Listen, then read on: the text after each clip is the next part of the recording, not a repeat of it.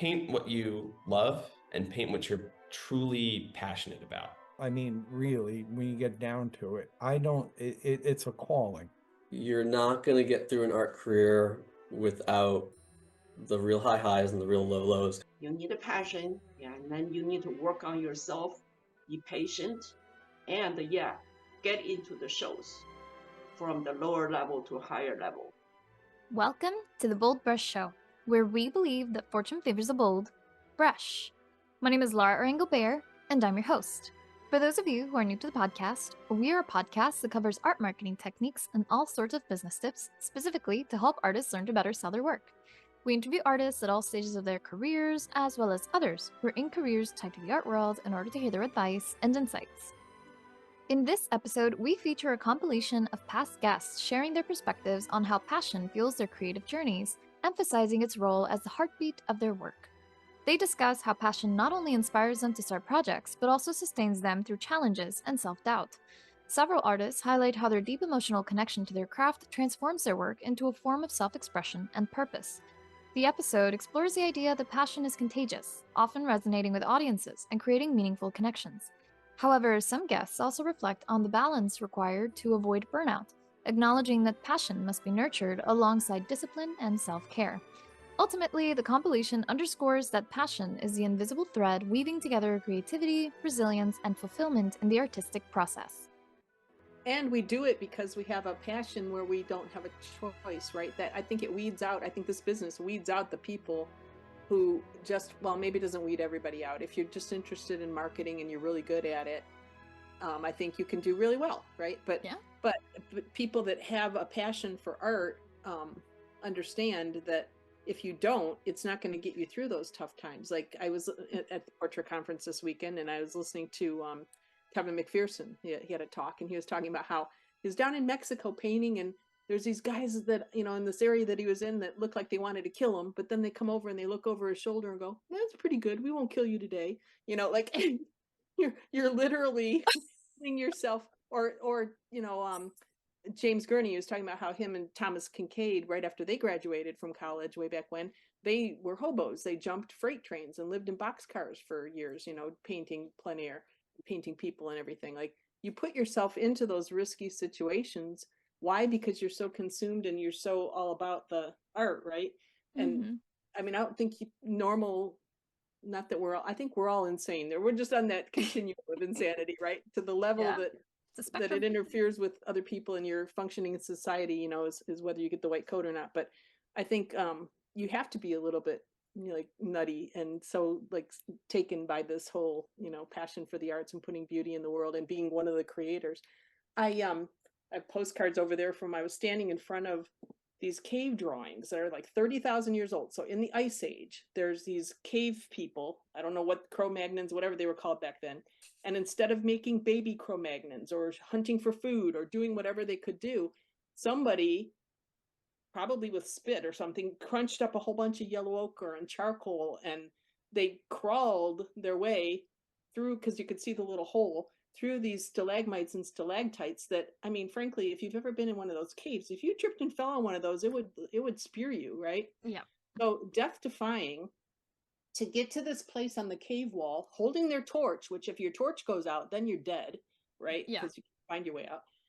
Holding their torch, and they found a way so that the cave wall creates a relief, you know, creates shadows. So they found a way, holding their torch in a specific place, where they could paint they think it was deer. They had like humps, like camels have humps, but they're like prehistoric deer on this wall so that they were actually turning form with the light and the relief of the cave and the paint that they had at the time, you know? And I'm sitting here thinking, okay, these are people who, I don't know, even if they had language back then, or, I mean, nobody knows what it would have been like to be one of these people, but like that speaks to me to how part of our DNA and our ancestry, the whole idea of a passion for the art, even when we're at risk to create, how inbred it is into some of us, right? So, I mean, I'm standing there going, that's crazy, dude, because I'm like watching, did I wear the right shoes? I could slip and fall. It's very damp in here, like if I break a hip in France, I'm really in trouble, like, Yeah. and Yeah. here's this person who did this, and all these years later we're looking at it going, wow, I mean, it's a pictorial representation of Mhm. what their life was like. And who knows, I mean, I'm thinking they probably had other colors that have dulled over the centuries, and it probably looked like some amazing, you know Yeah. Leonardo da Vinci kind of Sistine Chapel thing when they did it, and now this is what we're looking at, but I mean, I feel like it's that way still to this day. We're trying to figure out in this modern world how to, and it's not even necessarily for a lot of us because we want to be in the spotlight or because we want, the fame Mhm. or the recognition. I mean, but I think, don't you feel like it's kind of like you just want to have a voice, Yeah. You just want to be there, be one of them, be part of the group that, Yeah. you know. Yeah. It's like, Right out of school, like as I said, I had a little bit of a kind of a maverick spirit. I wanted to succeed where everybody said I couldn't. But obviously, we're all confronted with the daily needs of having to provide for ourselves, and then eventually, in my case, a family of five. So I kind of had to go into the things that I knew that I could make money with at the time to support me. I tried doing something of an artistic situation I thought would have worked out, something that would have provided some income, and it didn't. So I had to kind of go into the crutch of my previous profession as a kid, working for my father in construction. So I worked with my dad from the time I was about 9 years old, all weekends, all my holidays and everything else. I spent a lot of time doing that. And that's a whole nother story of why I had to do it. Kind of as a kid, getting in trouble, did something bad, and basically had to work for my father for about 2 years for free. But I learned a profession, and it was very helpful for me.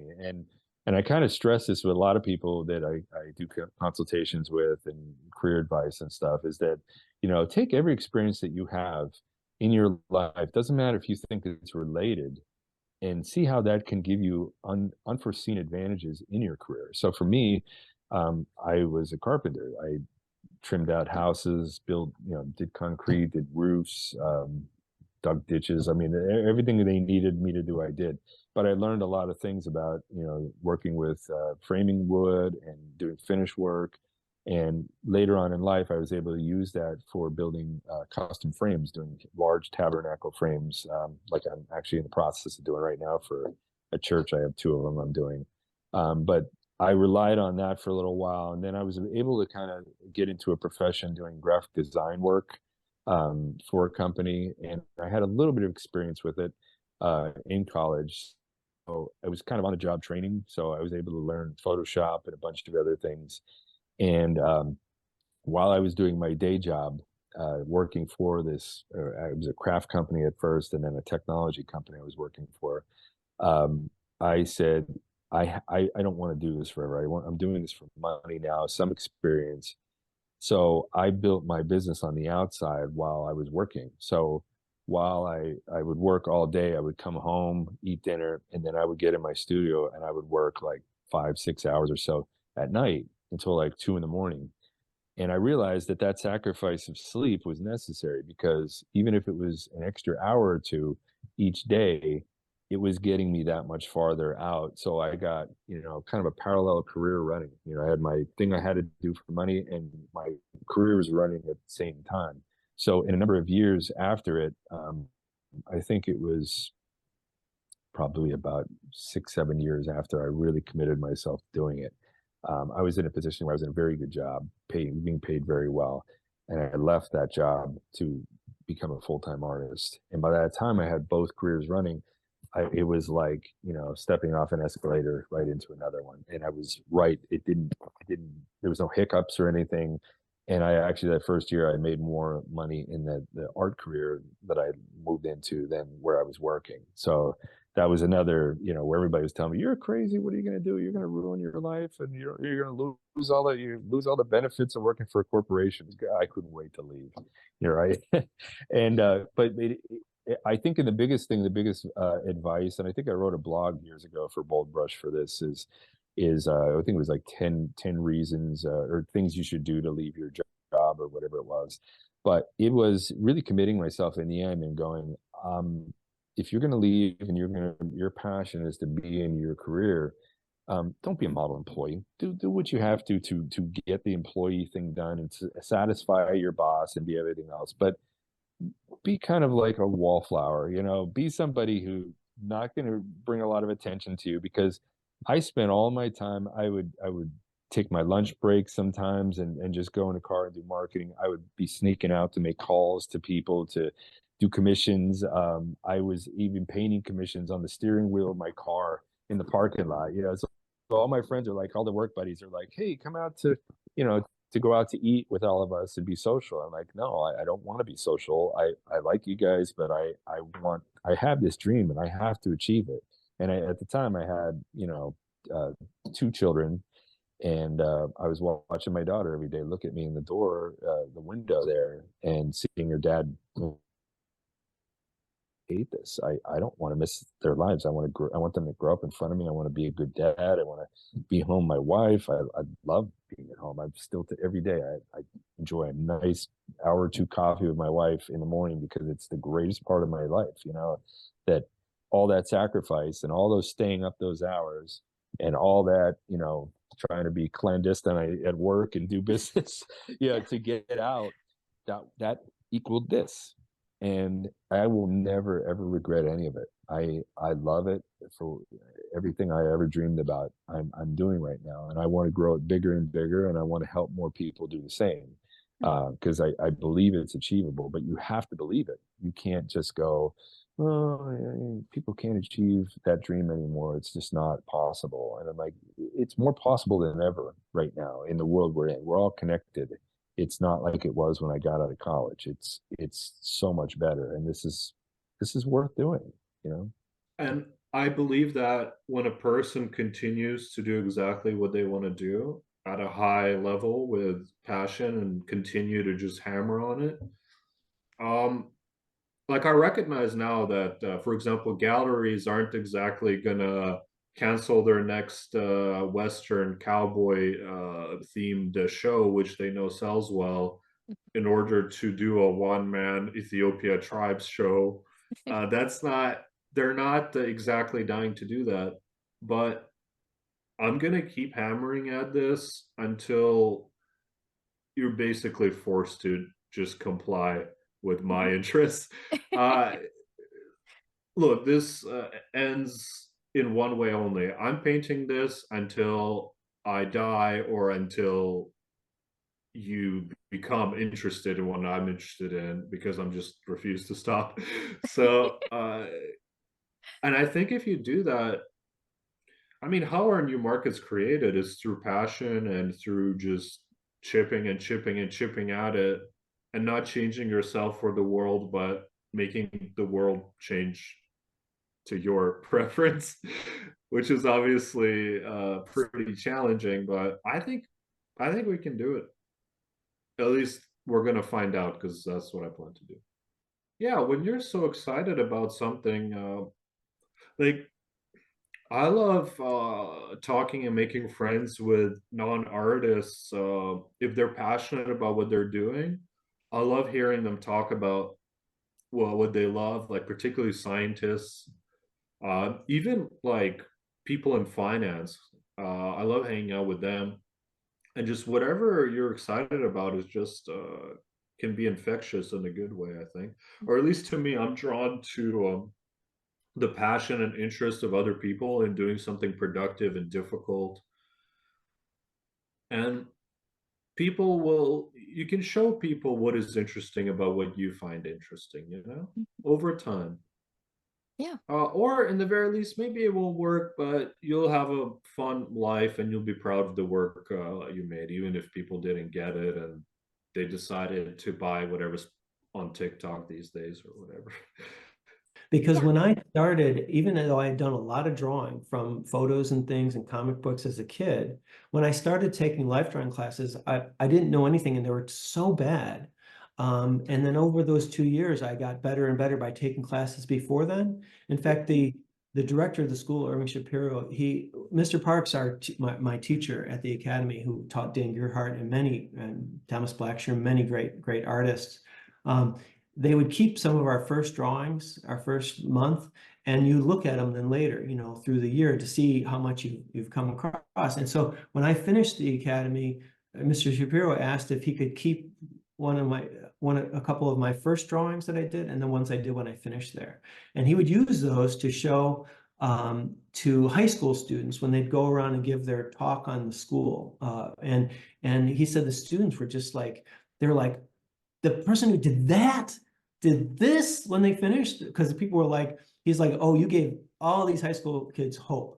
This idea that they have to already be great before they start school. Because my first ones were so bad. All the high school students were like, well, we're all better than that. But if you could do that, that would be great. And so I think a lot of it is just what you enjoy. If you enjoy it enough, you're going to put a lot of time and effort into it.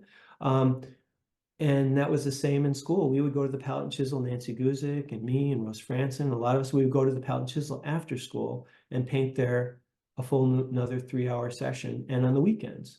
And very few other students did that. But those that did all became great artists, even people who were much better than us in school. But so being so just passionate about it is what led to the skills. So that knack, the idea of like, you're just naturally talented. It's like that whole 10,000 hours sorts of idea. I think that it's overstated. I think it's more about, you've got to go into something that you're really, really passionate about, and then you'll get good. So don't think, oh, I'm not good, so I shouldn't go into this. It's really more about what you're inspired by. And if it takes you 3 years to get where it took somebody else 1 year, you'll get there. And then it's more about what you're going to say with your art or with your stories. That's really what matters the most. It's not this technical skill. The technical skill is important, but it's really more about, your desire to express something. At BoldBrush, we inspire artists to inspire the world because creating art creates magic. And the world is currently in desperate need of magic. BoldBrush provides artists with free art marketing, creativity, and business ideas and information. This show is an example. We also offer written resources, articles, and a free monthly art contest open to all visual artists. We believe that fortune favors the bold brush. And if you believe that too, sign up completely free at boldbrushshow.com. That's BoldBrush show.com. The BoldBrush Show is sponsored by Faso. Now more than ever, it's crucial to have a website when you're an artist, especially if you want to be a professional in your career. Thankfully, with our special link, faso.com/podcast, you can make that come true and also get over 50% off your first year on your artist website. Yes, that's basically the price of 12 lattes in 1 year, which I think is a really great deal, considering that you get sleek and beautiful website templates that are also mobile friendly, e-commerce, print on demand in certain countries, as well as access to our marketing center that has our brand new art marketing calendar. And the art marketing calendar is something that you won't get with our competitor. The art marketing calendar gives you day-by-day, step-by-step guides on what you should be doing today, right now, in order to get your artwork out there and seen by the right eyes so that you can make more sales this year. So if you want to change your life and actually meet your sales goal this year, then start now by going to our special link, faso.com/podcast. That's faso.com/podcast. When I went to school, the teachers set up the models for us, and Nancy Guzik and I and the different artists, Rose Franson, we had life drawing in the morning and then oil painting in the afternoon, and then we go to the palette and chisel after school. It was just about trying to learn how to draw a nose to look like a nose, or face to get your proportions. I mean, you really weren't expressing yourself that much. We were just learning our vocabulary, what we were going to use to speak later. But there are some artists who never go beyond that. They just get caught into and it's a wonderful thing to just draw something beautifully or paint something beautifully. But if you're not getting your own models, lighting them, finding your own subjects, we get lots of people who ask us if they see some of the photographs. We on the Patreon too, we'll do photo sessions with models, and to show people how to use cameras, how to use lighting, all this sorts of stuff that you need. we didn't learn in school. I didn't even have a camera until I finished school. But those are things you have to learn. You have to get good at those aspects as well. But people will write and say, oh, can I buy photos from you? Because these are so beautiful. And I always feel like you're not thinking right, because you can get all kinds of great photos from the internet and stuff. And this is my viewpoint, because some people will take photos that from magazines or whatever, and then they'll transform them into completely their own thing. So that's totally different. But for me personally, once I got to that level where I was starting to get my basics down, that was where I was like, I'm so excited to go out and get my own subject matters. And some of the first things that I was most excited about painting was when I would go on these volunteer trips to built a orphanage in Mexico and volunteered at a refugee camp for El Salvador and Guatemalan refugees in Texas, and then in South Dakota, living with a family on the Navajo, on the Lakota reservation, those sorts of things. And then as soon as I started to travel, it was like art was an excuse to go to these places and discover things, and then to put them into my paintings, to share them with other people, my viewpoint, but what I've learned from those people. And I feel like if it doesn't even have to be traveling far, I mean, just people that we meet around here, down the street from us, painting all these people, or in your yard, animals that you see, or your own animals, or your own family. Those, I think, are the more important subject matters to paint, not just that, oh, this is a beautiful photograph that somebody else took. That personal experience, I think, is what art is about. I think it's what writing is about. When I first started writing in school, so many, the really good writers there were writing things that were their own experiences. And I had one of my short stories published when I was taking writing classes at Columbia College in an anthology book.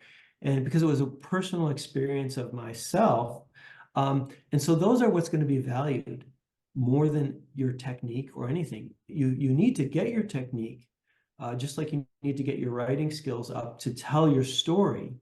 But making it personal, something that matters to you, I think is the number one thing that all artists need to think about. And I find it sad sometimes when I'll go out with young artists and they'll be like, look at that, isn't that cool? Some old car, whatever it is. It might not be something interesting to me, but it is to them. And I'll say, well, you should paint that. And they're like, oh, but that's not really a subject that galleries are looking for. And it's like, you can't talk yourself out of that, because if it's something you're passionate about, it will strike a chord in people. And that's something I think that is hard to teach. We tend to just on Patreon mostly we'll talk about the inspirations that we have for things, but it's hard because everybody will have their own inspiration.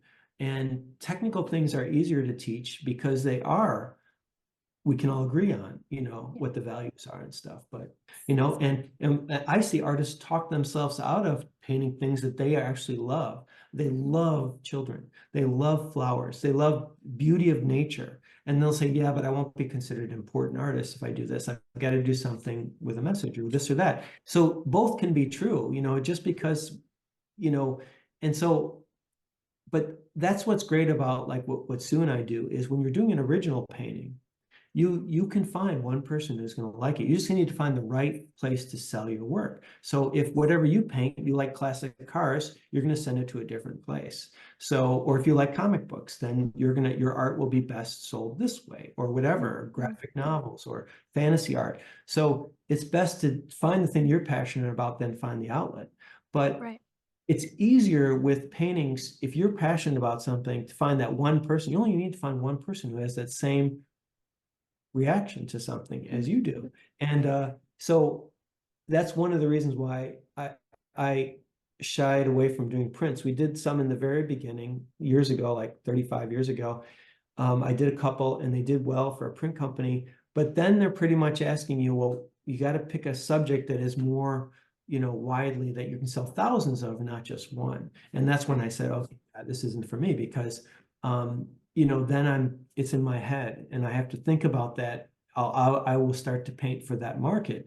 And so, so it depends on what your market is, but there's something out there for everybody. And I find that when I used to teach workshops, that was the biggest obstacle was people, we still get lots of emails about that saying, yeah, those are all great, but I need to make a living at this.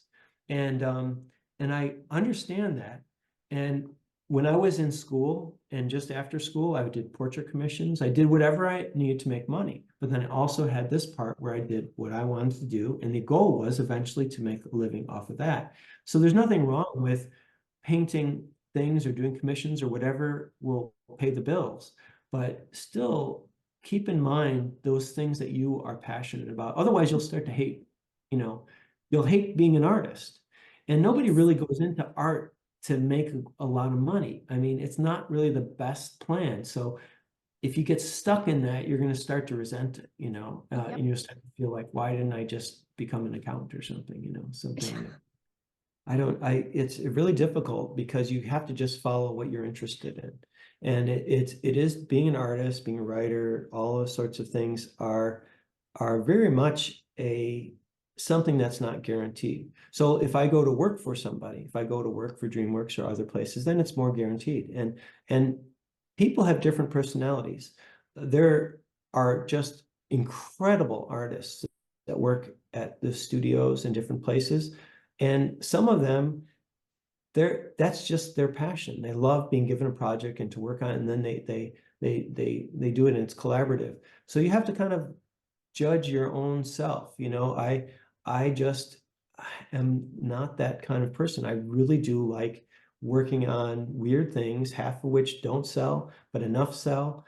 And so you have to look at your own self. Do I have the personality for this? Are you really driven to want to do your own things? Or is it better to work for a place and then just not have that? Some people, the stress of having to come up with money. I mean, especially we don't have kids. You have kids, you have all the sorts of expenses. It can be very stressful. So maybe it's not right for you to have the stress of trying to make a living. We have people who come to us and say, well, I need to make this amount of money a year. How can I do that with being a painter?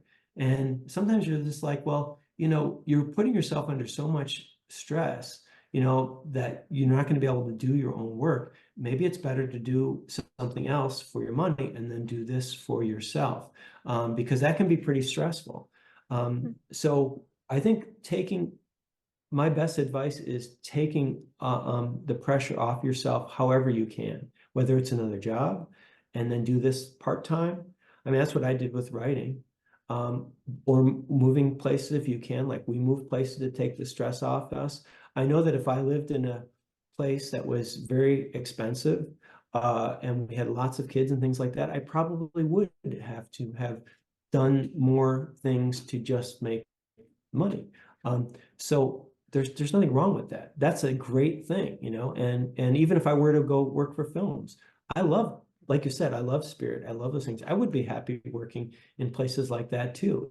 So it's really hard to give specific advice. I think trying to make it so you don't have too much stress with that, put so much pressure on you, that's always going to be the death of creativity. So I think the most important thing for me is to paint what you love and paint what you're truly passionate about, because you can literally paint anything. Why, don't waste your time painting things that you aren't interested in or don't feel something about, because I think that comes through.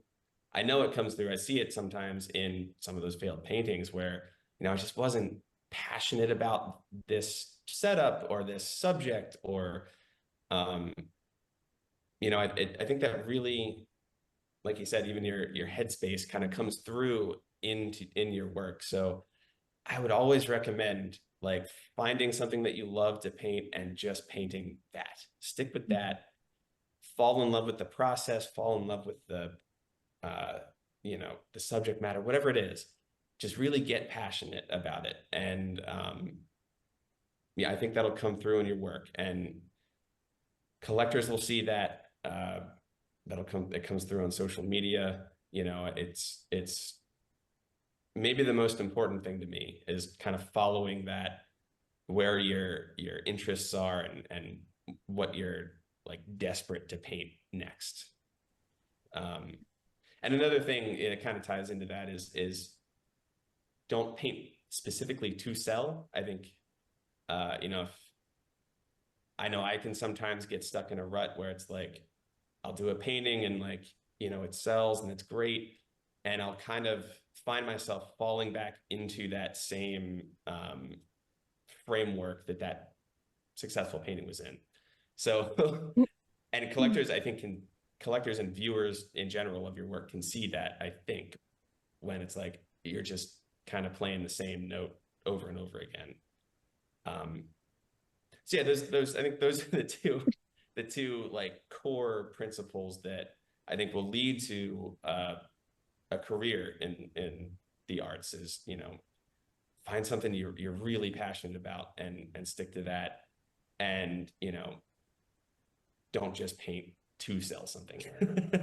as vague as that might sound, but The key to my success is perseverance, and determination, sheer determination. Well, first of all, you asked me early on my journey. You don't choose to be an artist. You don't wake up one day and say you're going to be an artist. At least I don't look at it that way. Yeah, people can want to become a painter and everything, but for me, in the soul, I mean, really, when you get down to it, I don't, it's a calling. It's a calling, because there's no way that you can stay with something for 50 years. I've been painting for 50 years. There's no way you could stay for something with all the ups and downs, that you would be able to come out on the other side in a better way if you weren't fully committed to it, you know, and it was a passion. And it's one thing to have a passion, that's good and that's important, but you also have to have a burning desire, and you have to have, you know, that determination to follow through.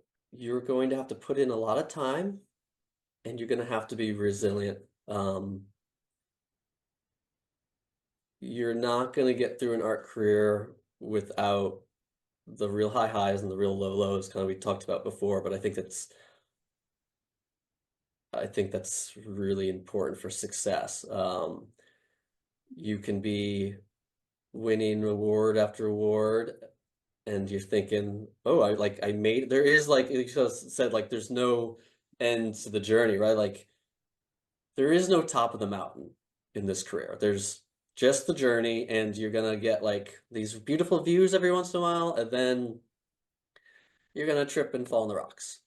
It is what it is. So kind of just being like,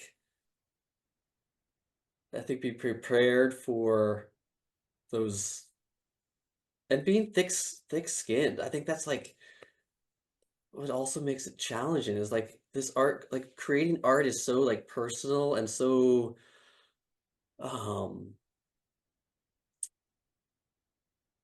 it's so vulnerable, I guess. We're creating work that is kind of just like our feelings and expressions of the world that we live in. And at the same time, you have to be thick-skinned enough to take rejection, and that balance can be a little bit challenging. So be resilient and be hopeful and passionate in your work. I think you have to do these two things. You got to be tough and vulnerable all at the same time. Yeah. That's from just a feeling sense. And work a lot. Just paint a lot. You can go to as many workshops as you want, or read the best books. You could read Richard's book 100 times over, but if you're not trying with the paintbrush, it's not going to matter. So you just got to like dedicate time to the easel, whether that's a half-hour day, whatever you got, you know, whatever you can do, but it has to be consistent. Consistency is I think is key for any success. You know, if you don't show up for the muse is going to stop showing up for you, in a sense. So get in behind the easel when you can, and do it as much as you can in whatever phase of life you're in, and then the chances are you're gonna you're going to be able to do it. Yeah. Yeah. Because it's not impossible by any means. It's just challenging. If you have a very strong desire and a passion, and you would do anything to get your art done, you would put everything else on hold and to work in your studio to get that done. If that passion exists and the discipline to work, you'll move forward, and you'll keep improving and getting better and finding ways to exhibit and sell your work and so on and so forth. And I think it's hard to judge your own work. So getting feedback from people who are knowledgeable and getting help, and if you feel you need some work, take the classes, look for a teacher that, I have a few teachers that change the way I work, the way I see, really, is because then as an art teacher, you're teaching people to see more than teaching them how to paint or draw or anything. And finding that teacher who can do that for you to bring you up to the next level, keep improving you. And I tell my students, find other teachers to go to. Don't just learn from me, because you're going to learn something different from somebody else to improve your work. And find the work of people that you admire, that you love, and take some classes, whether it's online or in person, or that is something to just, even at this age, I want to learn more. So I'm always open to, taking classes and courses and finding out, because I think the more I learned about art, the more I realized, I had to learn. It was so much. The change, you do grow. It is an upward spiral. It is an upward spiral, because it's so much easier to say no. Yeah. It's so much easier to edit out the BS. It is so much easier to just, and to actually be able to look back and say, oh yeah, been here, done that. No. It's still exciting. It's still, I wouldn't want to do anything else. I may be whatever age I am. I'm 68. I may be 68, but I feel like, maybe I've just hit my 40s. I have that interest and that love of what I do. I am the most fortunate person in the world that I have the ability to do my painting, and it makes a living for me. And retirement, if you want to call it retirement. I retired when I was 40, when I stopped working in the corporate world and I became a fine artist. I have no intention of ever stopping what I'm doing until they put me in the ground. I love what I do, and we have a passion. And how fortunate are we that we do have that, and we do good work. What do we and that's the thing about art. I tell this to my students all the time. I said, yeah, we do important work. What do we know about cultures that have come and gone? The art lasts. Culture, it's not the baseball hero. It's it's the sculptures and the mosaics and the jewelry and the literature and the arts are very, very important. And so it's like this painting right here. It's the North River, which is just down the street from me. I'm about 30 miles south of Boston on the coast. This same marsh, Martin Johnson Heade painted 130 years ago, the exact same marsh. And there are pictures of it. He's got a series of paintings, and one of them shows people harvesting the salt hay. And so when you go see a marsh and you see those channels that are carved into the marsh, I remember the first time what's that all about? Oh, it's drainage so you don't get mosquitoes. What those were is they had long, narrow boats that they would go in. They'd cut these channels so these long, narrow boats could get in there so they could harvest down the marsh hay to feed their animals for their buildings. So that was 130 years ago. This was a recent painting. So 130 years from now, what is that going to look like? Because I know this marsh is not going to be here. Not like it is. And this looks very similar to when Martin Johnson Heade painted it with the channels. But in the 25 years that I've lived here, I've seen the high tides that occasionally would be so high that would cover this and make it look like a lake. Those were occasional high tides, king tides. They happen almost every day, if not every week, if every week, if not every day, because the water level has risen in Massachusetts Bay. And the small islands that are out here that have trees on them, the trees around the perimeter of the islands are all dying because their feet are in salt water all the time. And so even something like a pretty painting, a landscape painting, this is marking time. This is marking time. This is a statement about what our world looks like in our environment. And artists we observe, we capture, and even if it's an abstract, it's an interior landscape that we're dealing with, but we're celebrating the best of mankind, this interior struggle that we have with ourselves. It's very important work. You cannot just say, okay, I quit my day job, and then next day I become full-time artist. I actually prepared that for more than 10 years, believe it or not. So that means in the 90s, I already was painting, take workshops, and following on all these societies, but I didn't really join. I joined at the time I was in the Northern California, I joined some locals. I entered some pieces at the local member shows. That's why in the very beginning I mentioned that if you wanted to be serious, join your local societies first. Most of our local art societies, they are member based, so they usually will have more than one show per year. When you come to the national ones, sometimes we call them the show only societies. So they only do 1 or 2 shows per year. That's it. And then and it's hard to reach. How can you reach someone in New York if you're in California? So it's difficult.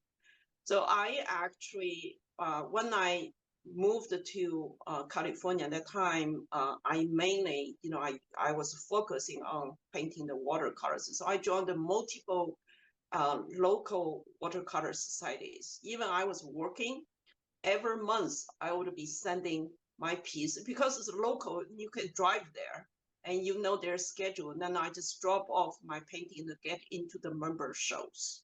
So those helped greatly. So before I even quit my day job, I was already teaching. So they already invited me to teach. I forgot whether I got a signature member beforehand, probably. Yeah. So that was because I kept painting, kept entering, and I kept getting awards from the member show. Then I realized maybe it's a good time I can apply, signature member. And then they require the international level show for 3 times, and you can, get the signature member. And then I start teaching. Then after that, for a couple of years, then I finally quit my job. I felt I was ready. So you have to, well, you don't really have to, but if you're financially able, you can just say quit, right? But I think for art career-wise, you need to prepare. You need to prepare that and seeing your progress and asking yourself, do I still want to do this for another 10 years or 20 years or in my life? You need to have that passion, to support you as well. It's not only the money thing, because a lot of I saw some students, they start when they retire, whatever, they had this huge urge to learn and paint. So they were very, working very hard. And then pretty soon they kind of like lost their passion. Oh, it's so difficult. I'm not making enough progress. And then they kind of stopped. So in that case, you just cannot jump into the pro world because you don't have enough passion to go through, to help you to go through the difficult, growth period. So that would be my opinion. I would say you need a passion, yeah, and then you need to work on yourself, be patient, and get into the shows from the lower level to higher level.